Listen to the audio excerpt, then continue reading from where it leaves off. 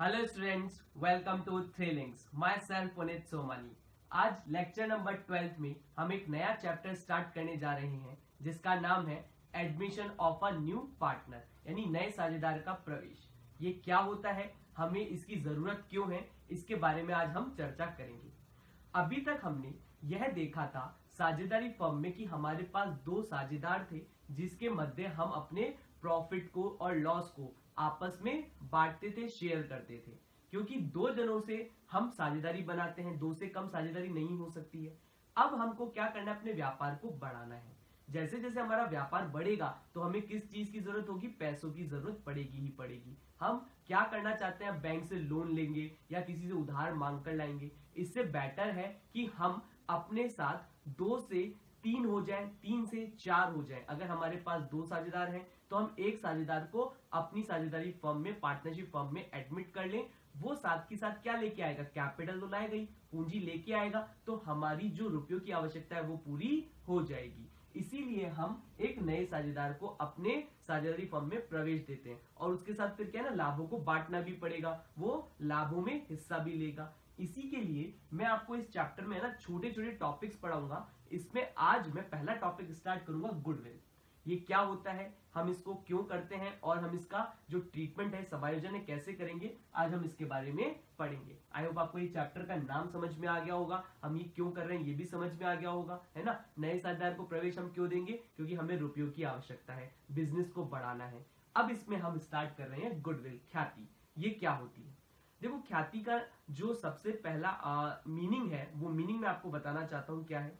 ये होती है reputation, name, fame, brand of the organization, यानी कि आपके बिजनेस की मार्केट में क्या रेपुटेशन है, क्या नाम है, क्या प्रसिद्धि आपने क्रिएट की है इतने सालों में। जैसे स्टार्ट को देखो, एक दिन में ये क्रिएट नहीं होता है, आपको इसको सालों लग जाते हैं बनाने में। यानी आपका क्या नाम चलता है बाजार में, आपके व्यापार का। आ रही बात समझ में। मैं इसको पहले नोट डाउन करवाऊंगा और फिर अपन इसके बारे में और चर्चा करेंगे। आप इसमें लिखिएगा इसका मीनिंग लिखिएगा पहले।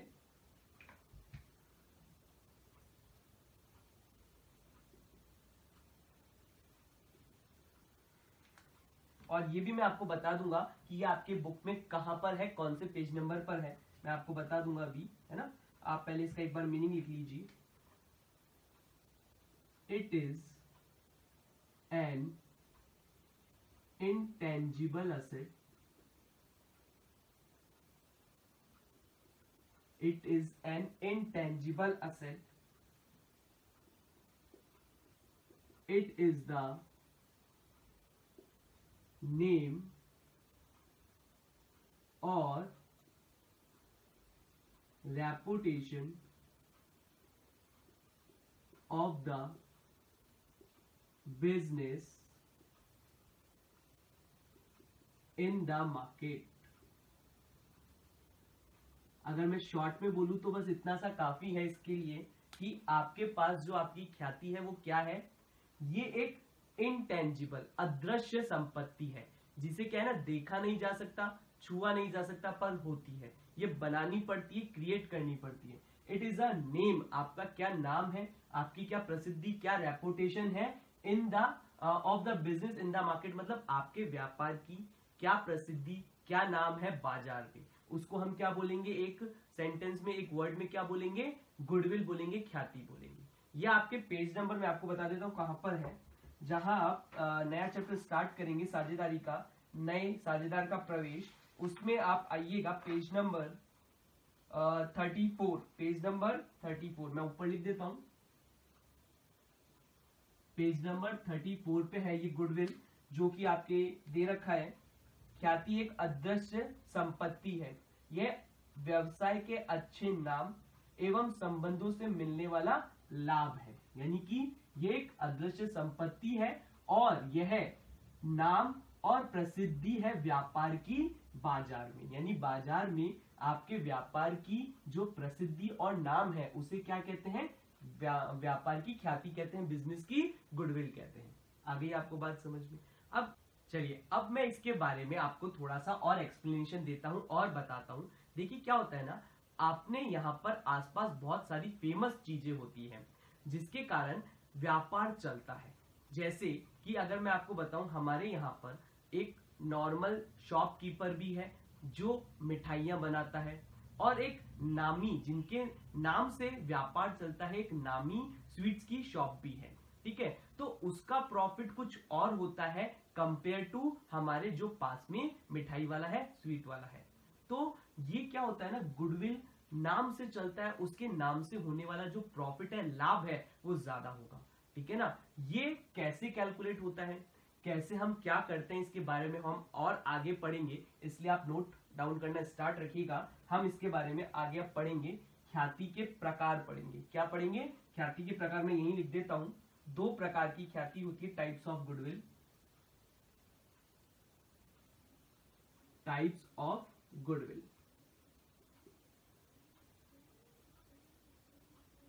ख्याति के प्रकार। और ये आप अपनी किताब में भी देखते जाइएगा, क्योंकि ये सब थ्योरी के लिए बहुत ही इंपॉर्टेंट है। अभी तक हमने ख्याति स्टार्ट की थी, इसके बाद यहाँ बुक में कैरेक्टरिस्टिक्स ऑफ गुडविल है, यानी कि ख्याति की विशेषताएं हैं। यह एक मूल्यवान संपत्ति है ना। और इसके बाद जो फैक्टर्स अफेक्ट करते हैं वैल्यू ऑफ गुडविल को, ये भी अपन पढ़ेंगे कि कौन कौन से ऐसे फैक्टर हैं, कौन कौन से ऐसे तत्व हैं जो गुडविल की जो मूल्यांकन है, जो गुडविल का मूल्य उसको प्रभावित करते हैं।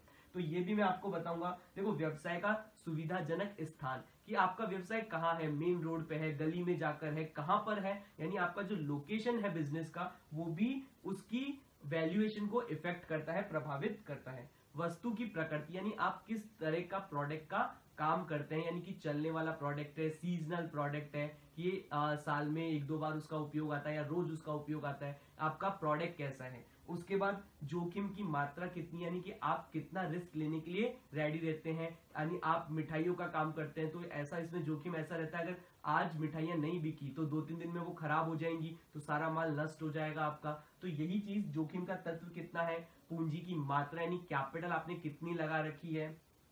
उसके बाद आपके प्रोडक्ट की जो क्वालिटी है वो भी उसके ऊपर एक इफेक्ट डालती है, वैल्यूएशन के ऊपर। आपका प्रबंधन यानी कि मैनेजमेंट कैसा है, ये सब आपके पास इसके ऊपर प्रभावित करने वाले कारक हैं, तत्व हैं। ठीक है ना। ये थ्योरी में कई बार पूछा जा सकता है, जो कि आपको ध्यान में रखना होगा, और आप बहुत सिंपल है लिख पाएंगे इसके बारे में। ठीक है।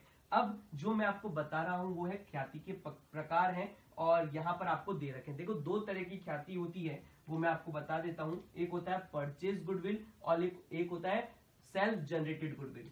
एक होता है परचेज गुडविल और एक होती है सेल्फ जनरेटेड गुडविल। ये आपको दे रखी है आपके पेज पे, है ना। ये है आपके पास परचेज गुडविल और एक है सेल्फ जनरेटेड गुडविल, जो कि हिंदी में इसको क्या बोलते हैं, तो खरीदी गई ख्याति है, और ये है स्व अर्जित ख्याति। ये है खरीदी गई और ये है स्व अर्जित। सर, इन दोनों में क्या डिफरेंस है? ये तो बहुत ही सिंपल है। स्व अर्जित वाली कि मैंने अपना सारा व्यापार, बिजनेस सेट किया है, प्लेटफॉर्म सेट किया, और धीरे धीरे धीरे धीरे जैसे व्यापार बढ़ेगा, जैसे मार्केट में मेरा नाम बढ़ेगा, वैसे मैं इसको स्व अर्जित करूंगा, सेल्फ जनरेटेड गुडविल करूंगा। ये एक दिन में नहीं बनती, सालों लग जाते हैं नाम बनाने में। ठीक है ना। अब खरीदी गई ख्याति क्या होती है? देखो, इसका मैं एक एग्जांपल दे देता हूं आपको। सपोज मैं यहाँ पर अपनी कोचिंग क्लास चलाना चाहता हूँ, यानी कि एक जयपुर में एक नामी सेंटर है, जैसे आप बात करें एलन, रेजोनेंस, है ना, ये सब नामी सेंटर्स हैं। मैं एलन के नाम से यहाँ पर एक इंस्टीट्यूट खोलना चाहता हूँ। तो मैं क्या करूंगा, जैसे कि अगर मैं एलन का नाम है, क्योंकि एलन के नाम से बच्चे मेरे पास पढ़ने आ जाएंगे। अगर मैं एलन के पास जाता हूँ और उनको बोलता हूँ कि आप यहाँ पर हो, मैं जहां रहता हूँ वहां पे आपका कोई भी सेंटर नहीं है, मैं आपके नाम से वहां पर एक सेंटर खोलना चाहता हूँ। ठीक है। तो एलन वाला क्या बोलेगा, यार आप खोल तो लो, पर मुझे पहले 1 करोड़ रुपए सिक्योरिटी डिपॉजिट जमा करा दो। क्यों? क्योंकि अगर मैं कोई धोखा करता हूं या मैं बच्चों की फीस लेके भाग जाता हूं, सपोज करो मैंने बिना एलन का नाम लिए वहां पर एक एलन के नाम से इंस्टीट्यूट खोल लिया, बच्चों ने एलन के नाम देख के मेरे पास एडमिशन ले लिया और पैसे जमा करा दिए, और मैं चला गया उनकी फीस लेके वर्ल्ड टूर पे। अब जो बच्चे हैं वो कहाँ जाएंगे, एलन के हेड ऑफिस में जाएंगे। जब पता लगेगा कि मैंने धोखा किया, एलन का ऐसा कोई इंस्टीट्यूट वहां है ही नहीं, ठीक है, तो अब मैं एलन का नाम खराब कर रहा हूं, तो एलन मुझ पे केस कर सकता है, कर तो सकता है, लेकिन मैं मिलूंगा जब ना, जब मिलूंगा तब मुझे वो चुकाना पड़ेगा या फिर मेरे को जेल होगी।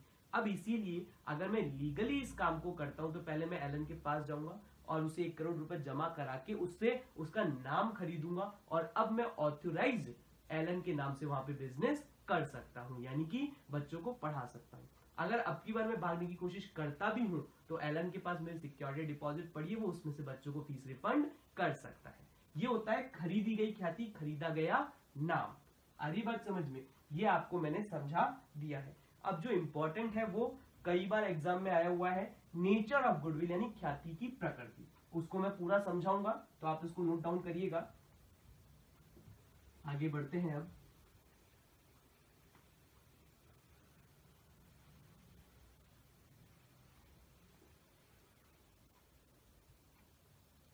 नेचर ऑफ गुडविल,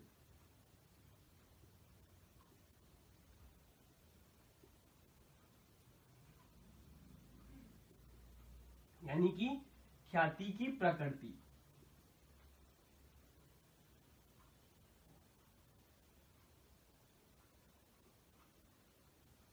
अब कौन कौन सी तरह की ख्याति की प्रकृति होती है? पहला है इंस्टीट्यूशनल गुडविल, या फिर आपके पास कैट नेचर, इसको क्या बोलते हैं वो अपन लिख लेते हैं, इंस्टीट्यूशनल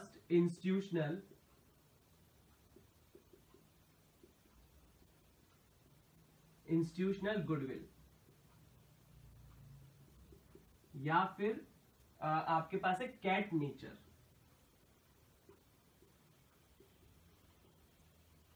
इसको संस्थागत ख्याति भी बोलते हैं, संस्थागत।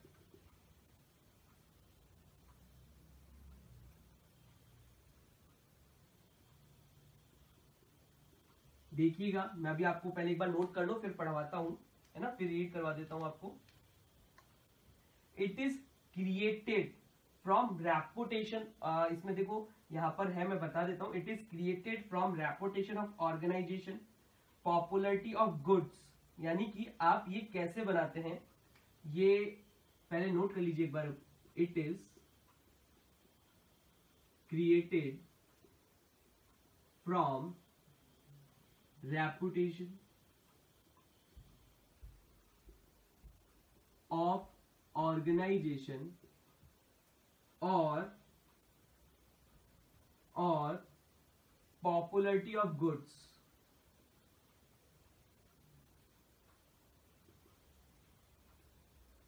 Popularity of goods.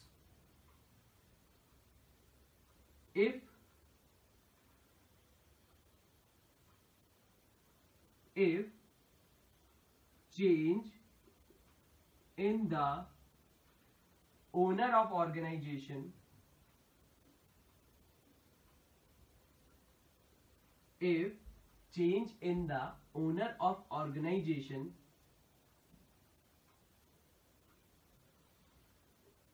then goodwill of organization is not affected. It is also a cat nature. It is also a cat nature because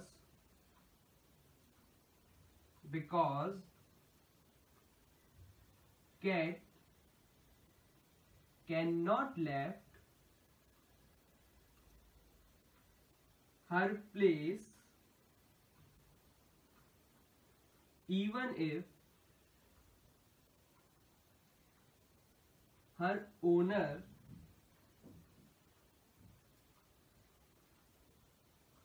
is changed. आप एक बार देख लीजिए, मैं इसको समझा देता हूं, एक्सप्लेन कर देता हूं। संस्थागत ख्याति क्या होती है? एक संस्था की, ऑर्गेनाइजेशन की गुडविल होती है जो कि क्रिएट की जाती है उसके नाम, रेपुटेशन और पॉपुलरिटी ऑफ गुड्स, यानी कि जो उसका गुड्स है कितना पॉपुलर, उसका जो प्रोडक्ट है वो मार्केट में कितना चलता है, उससे वो पहचानी जाती है, उससे वो क्रिएट होती है। चाहे उसको कोई भी चलाए, उसको चलाने वाले के ऊपर कोई मैटर नहीं करता, यानी कि मैं चलाऊं चाहे आप चलाओ, वो गुड्स ही इतना पॉपुलर है, वो प्रोडक्ट ही इतना पॉपुलर है वहां पे, जिससे वो गुडविल में क्रिएट हो रहा है, यानी कि बहुत चलता है।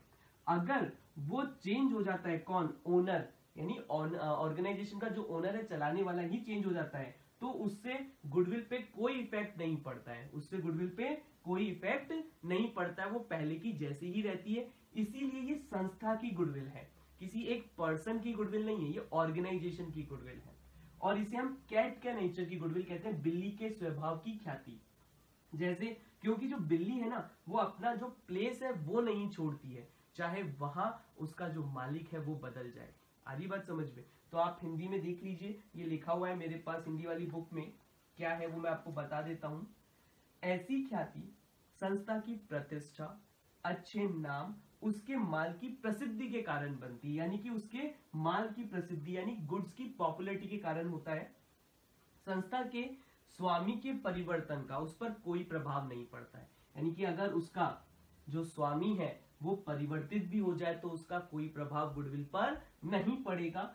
क्योंकि क्योंकि ये एक बिल्ली के स्वभाव की ख्याति होती है, क्योंकि बिल्ली भी अपना जो स्थान है, जो घर है, वो छोड़ती नहीं है, चाहे उसका मालिक बदल जाए। ये कई बार आया हुआ क्वेश्चन है ना, आपको ऐसे ही लिखना पड़ेगा। यहाँ पर हिंदी में आपके पास किताब में लिखा हुआ है ही, और इंग्लिश में आप ये नोट कर सकते हैं। इसके बाद जो दूसरी तरह की ख्याति होती है वो हम देखते हैं हम, ठीक है।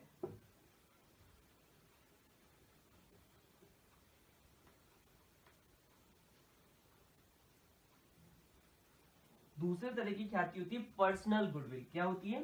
Personal goodwill.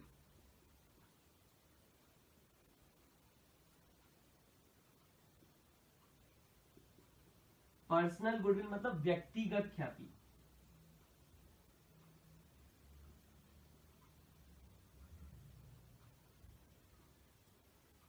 और इसे डॉग नेचर की भी बोलते हैं, डॉग नेचर। इसमें एक बार पहले नोट कर लीजिए आप, when organization goodwill is based on its owner well behavior,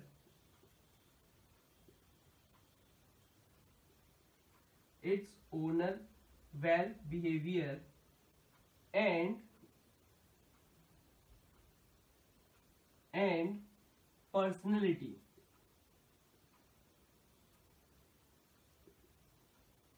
Personality is called personal goodwill.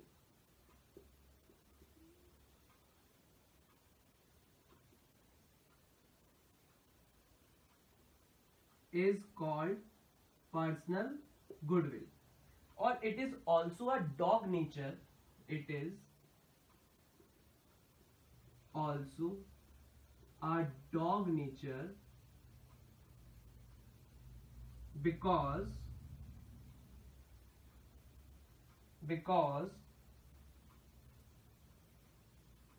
dogs are loyal towards his owner,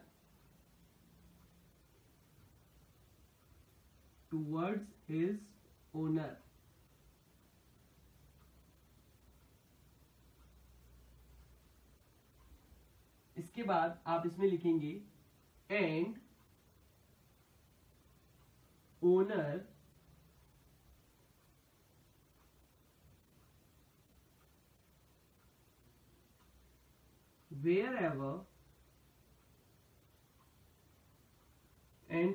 wherever is go, the dog also go with him.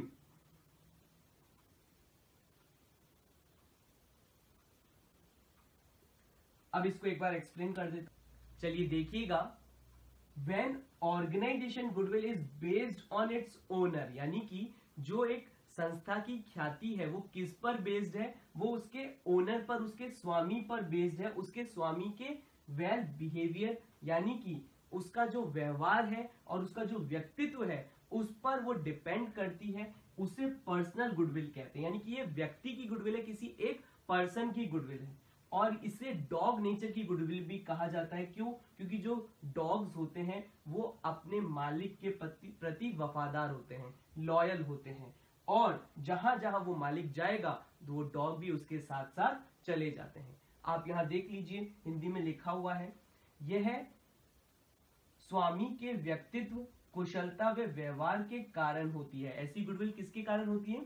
स्वामी के व्यक्तित्व, कुशलता और व्यवहार के कारण होती है। और व्यवसाय के मालिक बदल जाने पर ऐसी ख्याति उन्हीं के साथ चली जाती है। अगर मैं जाऊंगा तो मेरे साथ मेरी ख्याति भी चली जाएगी। पहले वाले में ऐसा नहीं था। अब ये कौन सी नेचर की होती है? ये कुत्ते के स्वामित्व वाली स्वामी भक्त गुडविल होती है, जो कि वह अकॉर्डिंग टू इसका नेचर जो है वो एक कुत्ते के जैसा होता है, क्योंकि वो स्वामी भक्त होता है कुत्ता, और जहां जहां उसका मालिक जाता है वो भी उसके साथ चला जाता है। आप हिंदी में यहाँ बुक से नोट कर लीजिएगा, और इंग्लिश में मैंने आपको यहाँ पे करवा दिया है। आई होप आपको ये भी समझ में आया होगा। और एक और नेचर होता है ये होता है आपके पास आकस्मिक घटना, यानी कि एक इवेंट हो जाए, है ना, आपके पास एक इवेंट हो जाए सडनली, कैजुअल इवेंट, तो हम उसको बोलते हैं रैट नेचर की गुडविल। नोट कर लीजिएगा,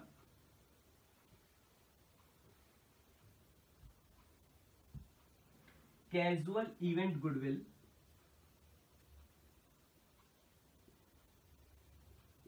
कैजुअल इवेंट गुडविल, या फिर इसको बोलते हैं रैट नेचर।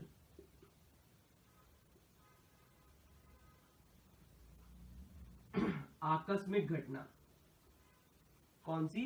एक सडनली होने वाली, अचानक होने वाली घटना, इसको बोलते हैं आकस्मिक घटना।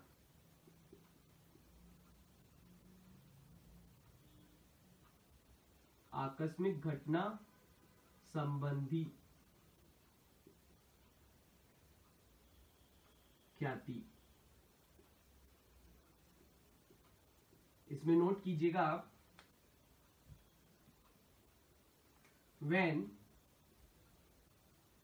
goodwill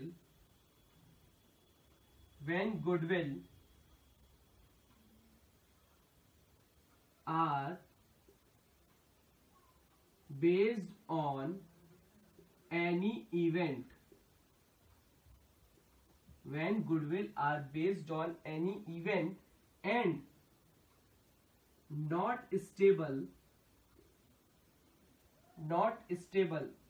is called casual event goodwill.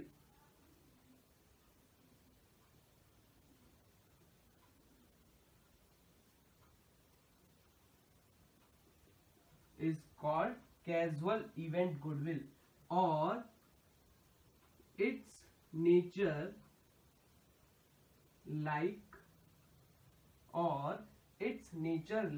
rat, because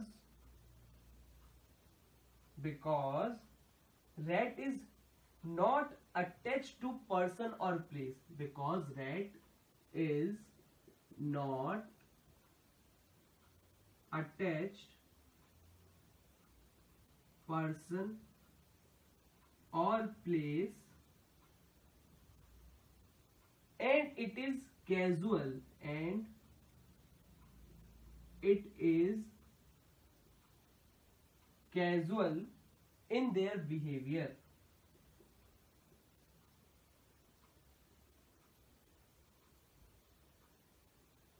अब इसको एक बार समझिएगा, क्या होता है ना, जब गुडविल किस पे बेस्ड है? कोई एक इवेंट पे बेस्ड होती है।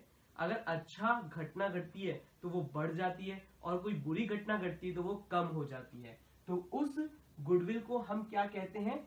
आकस्मिक घटना संबंधी ख्याति। वो स्टेबल नहीं रहती, फिक्स नहीं रहती, स्थिर नहीं रहती है, वो बदलती रहती है। और ये जो रेट के संबंधी, जैसे रेट भी है चूहा, चूहा भी क्या करता है, कैजुअल रहता है, जहां उसको खाना मिलेगा वो वहां चला जाता है, वो ना तो प्लेस पे डिपेंड है ना पर्सन पे डिपेंड करता है। आ रही बात समझ में? तो ये आपके नेचर ऑफ गुडविल हो गए हैं। अब जो मेन पार्ट आता है, वैल्यूएशन का पार्ट आता है, वो किसी फॉर्मूला के बेस पे हम करते हैं और वो हम अभी सीखेंगे। अब इसके बाद मैं आपको जो बताने जा रहा हूं वो है आपके पास मेथड ऑफ वैल्यूएशन। नोट करिएगा आप,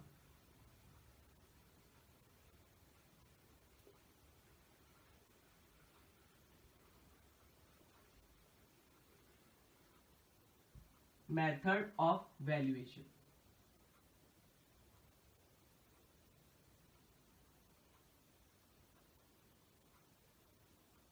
मेथड ऑफ वैल्यूएशन मतलब मूल्यांकन विधियां।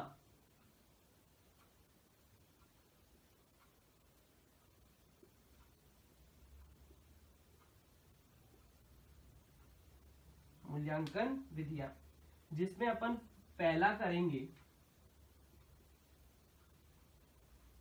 एवरेज प्रॉफिट मेथड, यानी कि औसत लाभ विधि।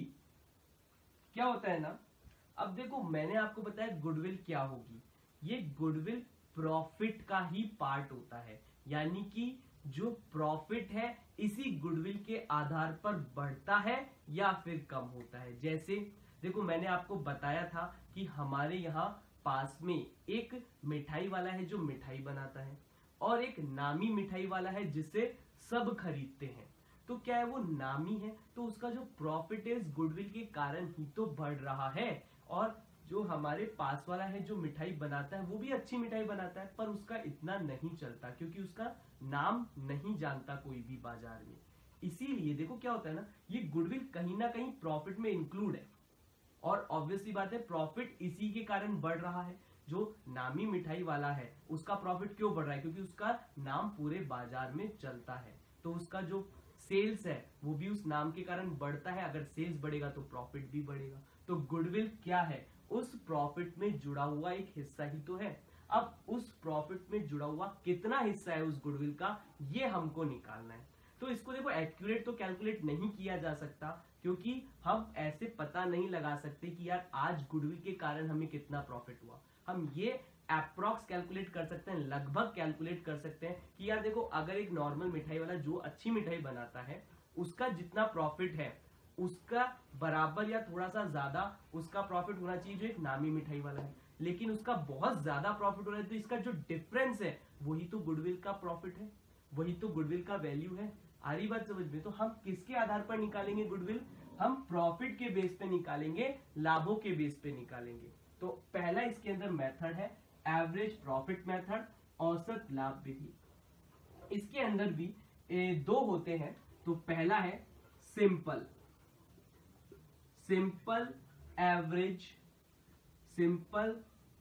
Average profit, simple average profit, यानी कि सरल औसत लाभ, सरल औसत लाभ। इसका फॉर्मूला देखिए अब, गुडविल बराबर average profit multiply number of years purchase, यानी कि औसत लाभ गुना वर्षों, ये अपने पास है ना क्वेश्चन में गिवन होंगे, ये क्या होता है, क्रय वर्षों की संख्या, क्रय वर्षों की संख्या, ये आपको हमेशा प्रश्न में दी गई होगी। ठीक है, मैं आपको बता देता हूं, आपके पेज ये इसी के बाद पेज नंबर 35 पे ही चल रहा है ना। तो अब इसमें औसत लाभ क्या होता है उसका फॉर्मूला देख लीजिए, एवरेज प्रॉफिट बराबर total profit upon total number of years, total number of years,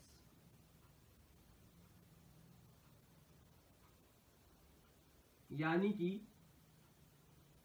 कुल लाभ बटा कुल वर्षों की संख्या।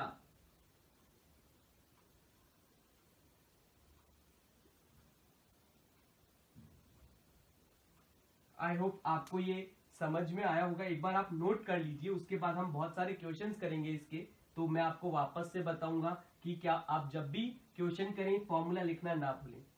औसत लाभ मतलब होता है एवरेज प्रॉफिट। हमने जैसे पिछले 10 सालों का प्रॉफिट दे रखा है, तो पिछले 10 सालों का प्रॉफिट दे रखा है, तो पहले हम निकालेंगे पिछले 10 सालों के प्रॉफिट का टोटल अपॉन 10, तो वो आ जाएगा आपका औसत लाभ, एवरेज प्रॉफिट।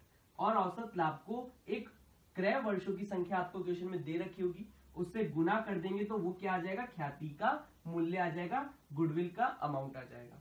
ये पूरे बिजनेस की, फर्म की ख्याति होगी, ये ध्यान रखिएगा, ठीक है। इसके बाद जो एक सिंपल एवरेज के बाद मैं आपको जो बता रहा हूं वो है वेटेड एवरेज। लेकिन उससे पहले मैं आपको कुछ बताऊंगा। अगर प्रॉफिट में है ना कुछ ऐसी चीजें इंक्लूड है जो कि हर साल नहीं होती हैं, जो कि असामान्य है, तो उसको हमको एडजस्टमेंट करके सही प्रॉफिट निकालना पड़ेगा। तो पहले आप वो एडजस्टमेंट देखिए।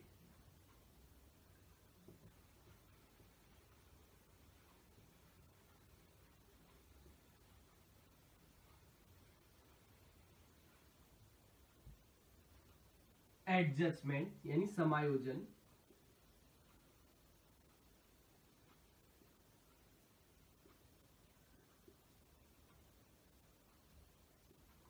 वो क्या होता है ना, वो मैं एक बार आपको बता देता हूं।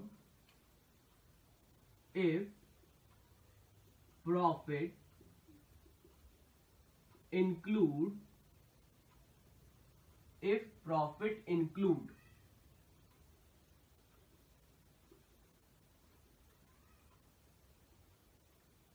following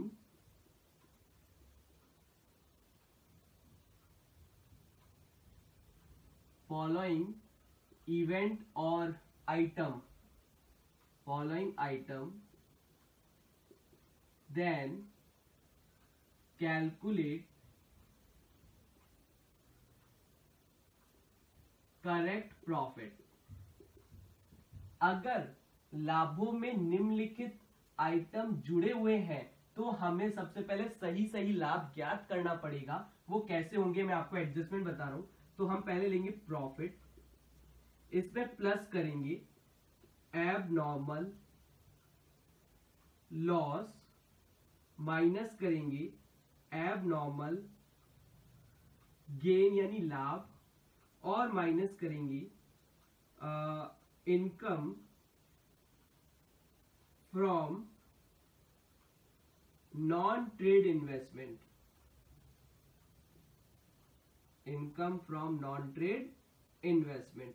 इसको हिंदी में बोलते हैं असामान्य हानि, असामान्य हानि, और इसे असामान्य लाभ, और इसे बोलते हैं गैर व्यापारिक विनियोगों से लाभ, गैर व्यापारिक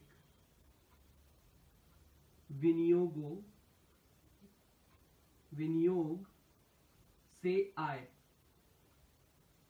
ठीक है, देखो क्या होता है ना, प्रॉफिट में अगर सपोज किसी साल आग लग जाती है तो उस साल का जो प्रॉफिट है वो कम होगा, पर हर साल तो आग नहीं लगेगी ना।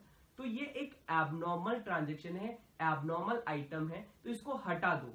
तो उसका जो प्रभाव है वो प्रॉफिट में से हमको हटाना पड़ेगा अगर वो जुड़ा हुआ है तो अगर असामान्य हानि है तो उसको वापस से जोड़ दो उस प्रॉफिट में। और असामान्य लाभ मतलब किसी साल हमें गवर्नमेंट से सब्सिडी मिल गई, हमें क्या लॉटरी लग गई, हमें कहीं से लाभ हो गया, दान मिल गया, डोनेशन मिल गया, तो वो हर साल नहीं मिलता है। तो उसको लाभ को हटा दो, माइनस कर दो, और उस लॉस को प्लस कर दो क्योंकि हर साल आग नहीं लगेगी।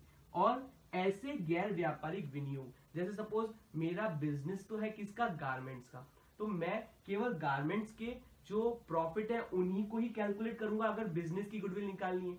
तो इनकेस अगर मैंने कहीं गारमेंट के प्रॉफिट से मैंने कहीं जमीन खरीद रखी है, कोई शेयर्स खरीद रखे हैं और कहीं एफडी करा रखी है, तो ये गैर व्यापारिक विनियोग है। इनसे जो आय हो रही है वो यहाँ अगर जुड़ी हुई है तो उसको भी हम हटा देंगे, क्योंकि मुझे बिजनेस की गुडविल निकालनी है, बिजनेस की ख्याति निकालनी, तो प्रॉफिट भी केवल किसका लूंगा, बिजनेस का। और वो भी कौन सा, एक नॉर्मल केस वाला प्रॉफिट, की अगर नॉर्मल केस में बिजनेस चलता तो कितना प्रॉफिट होता। अगर वो है तो आप इसको हटा देंगे और ये आपके पास आ जाएगा करेक्ट प्रॉफिट। क्या आ जाएगा, करेक्ट प्रॉफिट। हम इसके भी बहुत सारे क्वेश्चन करेंगे, मैं आपको बताऊंगा, अलग अलग चीजें आती है। अब इसके अंदर और भी एडजस्टमेंट होते हैं। गुडविल बहुत छोटा सा चैप्टर नहीं है, ये सीए फाइनल में बहुत बड़ा चैप्टर है वैल्यूएशन के नाम से, तो इसमें आपके बहुत कम है, तो इसमें और भी चीजें आती है जो मैं आप जब क्वेश्चन करोगे तब बताऊंगा कि अभी तक कोई खर्चा नहीं होता था तो हम उसमें से माइनस नहीं करते थे, लेकिन फ्यूचर में वो खर्चा हर साल होगा तो हम उसको यहाँ से माइनस भी कर देंगे। कैसे करेंगे मैं वहां बताऊंगा जब अपन कैलकुलेट करेंगे। अभी आप ये नोट कर लीजिएगा, हमको एक नॉर्मल केस का, नॉर्मल व्यापार का हमको प्रॉफिट चाहिए, तो हम ऐसे कैलकुलेट करेंगे अगर नहीं दे रखा है तो। और नॉर्मल जो हमने अभी फॉर्मूला लगाया था एवरेज प्रॉफिट का, वो अगर नॉर्मल दे रखा है तो हम वो लगा देंगे। ये आपको एडजस्टमेंट करना था। अब इसी में ही मैंने आपको कहा था एक सिंपल एवरेज होता है और एक और होता है वेटेड एवरेज, भारित औसत लाभ विधि। उसका फॉर्मूला मैं अपने नोट करवा रहा हूं, आपको नोट करिएगा।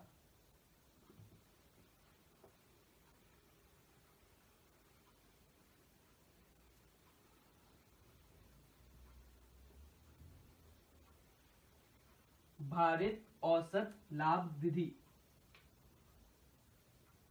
Weighted average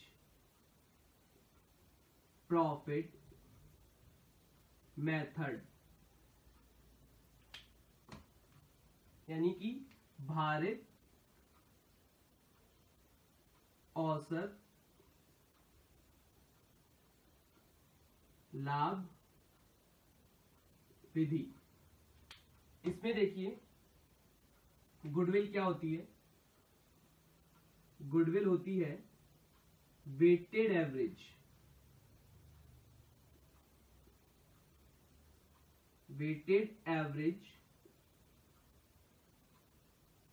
profit multiply by number of year purchase.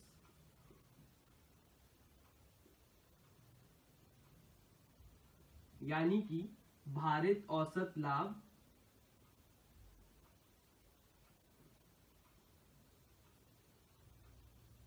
गुना वर्षों, क्रय वर्षों की संख्या।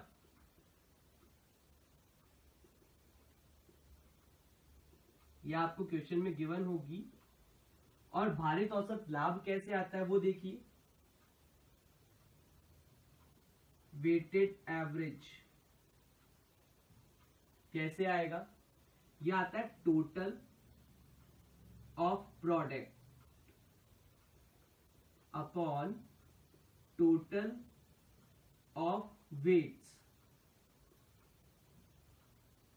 टोटल ऑफ प्रोडक्ट यानी गुणनफल होता है। ये कैसे निकलेगा प्रोडक्ट, मैं आपको यहां बता रहा हूं।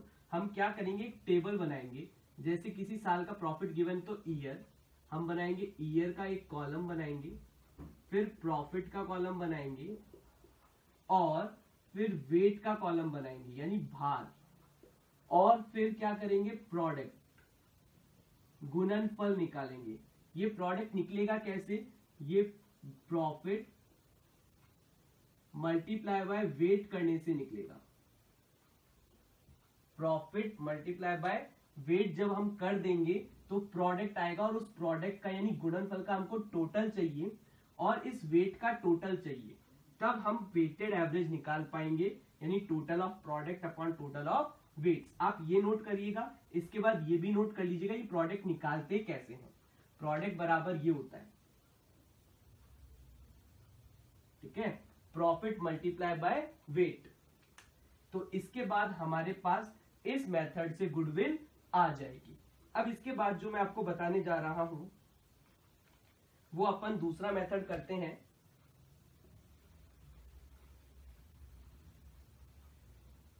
दूसरा मेथड है सुपर प्रॉफिट मेथड।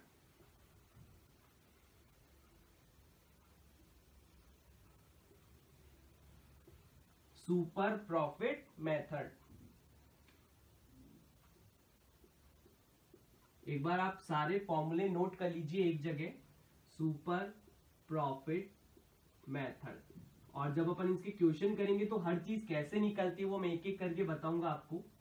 अधिलाभ विधि, इसको सुपर प्रॉफिट को बोलते हैं अधिलाभ। इसमें गुडविल क्या होती है, करिएगा। गुडविल को ऐसे भी लिख सकते हैं, super profit Guna multiply by number of year purchase, यानी अधिलाभ गुना क्रय वर्षों की संख्या।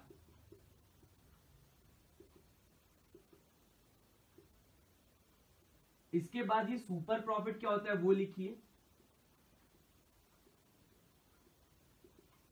सुपर प्रॉफिट होता है एवरेज प्रॉफिट, अभी जो आपने औसत लाभ कैलकुलेट किया, average profit minus normal profit.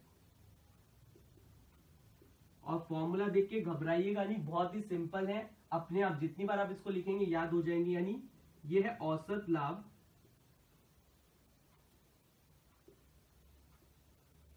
Minus सामान्य लाभ।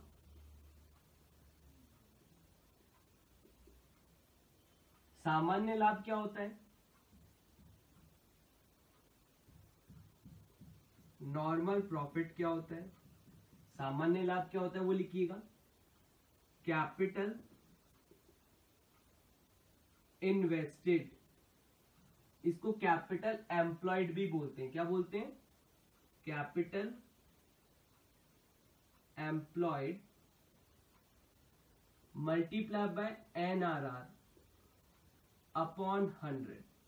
एनआरआर क्या है वो एक बार देख लीजिए, मैं एक एक करके सब बताऊंगा। एनआरआर बोले तो नॉर्मल रेट ऑफ रिटर्न, यानी सामान्य प्रत्याय की दर, हिंदी में सामान्य प्रत्याय दर। कैपिटल इन्वेस्टेड मतलब विनियोजित पूंजी, यहां लिख रहा हूं विनियोजित पूंजी, आप हिंदी में भी लिख लीजिएगा फॉर्मूला, ठीक है ना। ये सामान्य लाभ है। और एनआरआर निकलता कैसे है वो मैं आपको अभी बताता हूं, आपने नोट कर लिया होगा आई होप।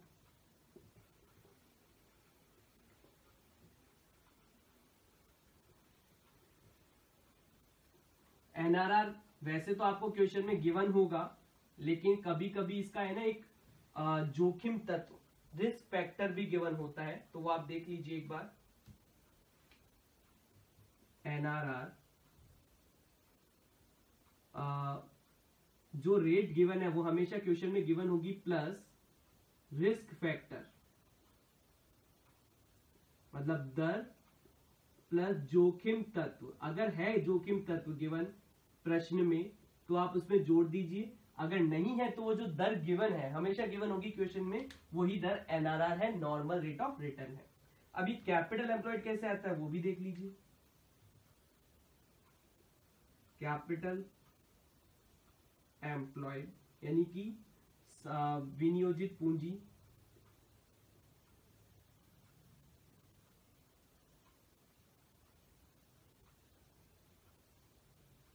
इसका फॉर्मूला होता है टोटल असेट, यानी जो भी कुल संपत्ति है वो माइनस आउटसाइड लायबिलिटी, यानी कुल संपत्ति माइनस बाहरी दायित्व, कुल संपत्ति माइनस बाहरी दायित्व। ये आपको पूरे फॉर्मूले आपको देखने पड़ेंगे, ठीक है ना। अब इसके बाद मैंने गुडविल आपको बता ही दी है कि इस विधि से गुडविल क्या होता है। गुडविल बराबर super profit multiply by number of year purchase, यानी आपके पास अधिलाभ गुना क्रय वर्षों की संख्या।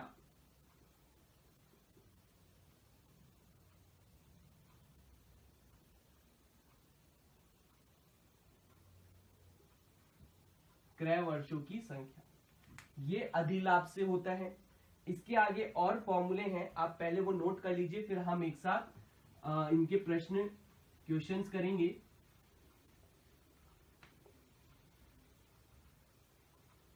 जो तीसरा मेथड है आपके वो है पूंजीकरण विधि, यानी capitalisation method.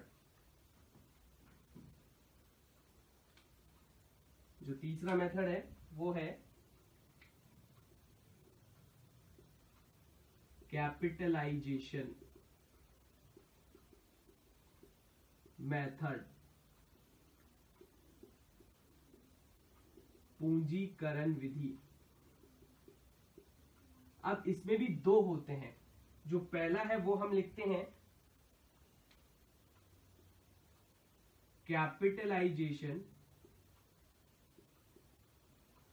Of average profit, यानी कि औसत लाभों की पूंजीकरण विधि। औसत लाभों की पूंजीकरण विधि। इसमें गुडविल का फॉर्मूला लिखिएगा। पहले इसके अंदर जो कैलकुलेट करते हैं वो मैं बता देता हूं। पहले कैलकुलेट करते हैं capitalised value of average profit. Capitalised value of average profit मतलब औसत लाभ का पूंजीकरण मूल्य। औसत लाभ का पूंजीकरण मूल्य वो होता है एवरेज प्रॉफिट यानी औसत लाभ बटा एनआरआर अपॉन एनआरआर यानी नॉर्मल रेट ऑफ रिटर्न जो अभी बताया था गुना 100। हिंदी में नोट कर लीजिएगा, औसत लाभ बटा सामान्य प्रत्याय दर गुना 100। इसके बाद हम इसमें गुडविल कैलकुलेट करते हैं। गुडविल बराबर ये आपके पास जो आया है यानी कि कैपिटलाइज्ड वैल्यू, ये है कैपिटलाइज्ड वैल्यू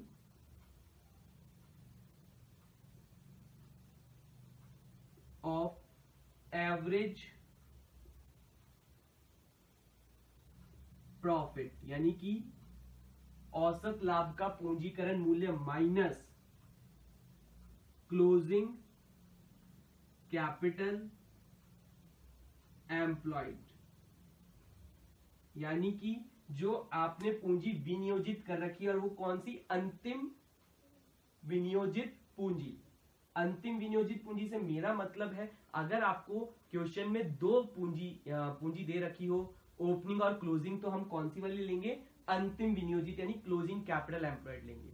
और जहां हम सुपर प्रॉफिट में वो कैलकुलेट करते हैं नॉर्मल प्रॉफिट यानी सामान्य लाभ कैलकुलेट करते हैं, अगर वहां भी आपको दो पूंजी गिवन है तो उसमें ओपनिंग प्लस क्लोजिंग अपॉन 2 यानी एवरेज कैपिटल एम्प्लॉयड लेंगे।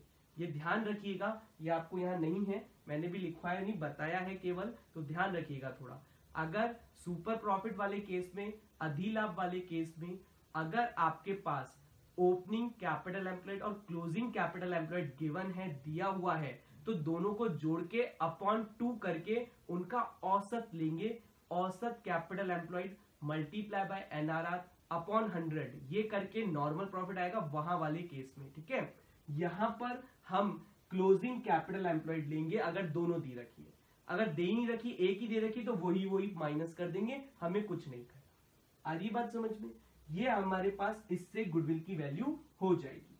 हिंदी में मैंने आपको बता दिया है, औसत लाभों का पूंजीकरण मूल्य माइनस अंतिम विनियोजित पूंजी। इसके बाद इसमें एक और होता है, वो आप देख, इसमें नेक्स्ट होता है कैपिटलाइजेशन ऑफ सुपर प्रॉफिट, यानी कि अधिलाभों की पूंजीकरण विधि। इसमें गुडविल क्या होता है, नोट करिएगा। Goodwill is equals to super profit upon NRR multiply by 100, यानी कि अधिलाभ बटा सामान्य प्रत्यय दर गुना 100। ये मैंने हिंदी में बता दिया है आपको, आप नोट कर लीजिए। अधिलाभ बटा सामान्य प्रत्यय दर गुना 100। इसमें डायरेक्ट इसमें गुडविल निकलती है, कुछ और नहीं करना है। सुपर प्रॉफिट पहले की जैसे, NRR पहले फॉर्मूले से कैलकुलेट होगा। आधी बात समझ में? एक लास्ट और मेथड है आपके गुडविल का, जो है एन्युटी मेथड, वार्षिकी विधि। इसके अलावा भी एक दो तरीके से और गुडविल निकाली जाती है, जो कि हम आगे पढ़ेंगे। एक जो लास्ट मेथड है वो है fourth main method, annuity method, वार्षिकी विधि। इसमें भी आपके पास जो इंफॉर्मेशन है वो गिवन होगी।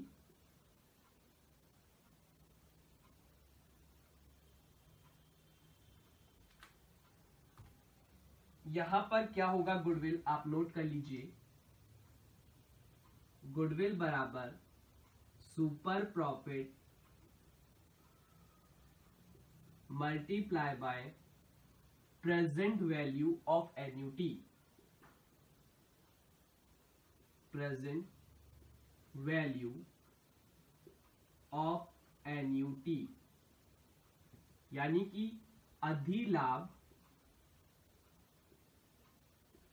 गुना आपके पास ये होती है वार्षिकी का वर्तमान मूल्य, वार्षिकी का वर्तमान मूल्य।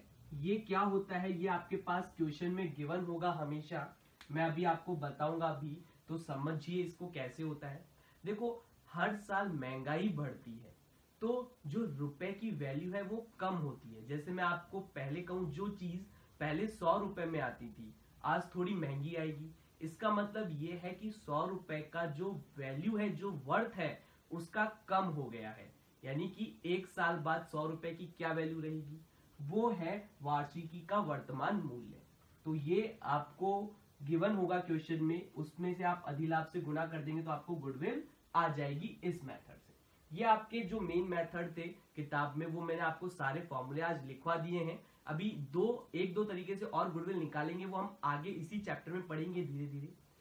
इसके जो क्वेश्चन है वो अपन नेक्स्ट लेक्चर में करेंगे। आज के लिए इतना ही है, आप इनको नोट करके रखिएगा, इनको लर्न करिएगा। लर्न अपने आप हो जाएंगे, जितनी बार अपन क्वेश्चन करेंगे उतनी बार इन फॉर्मुलेस को लिखेंगे, तो टेंशन ना लीजिएगा, है ना। आज के लिए इतना ही। Have a nice day, good day, bye bye.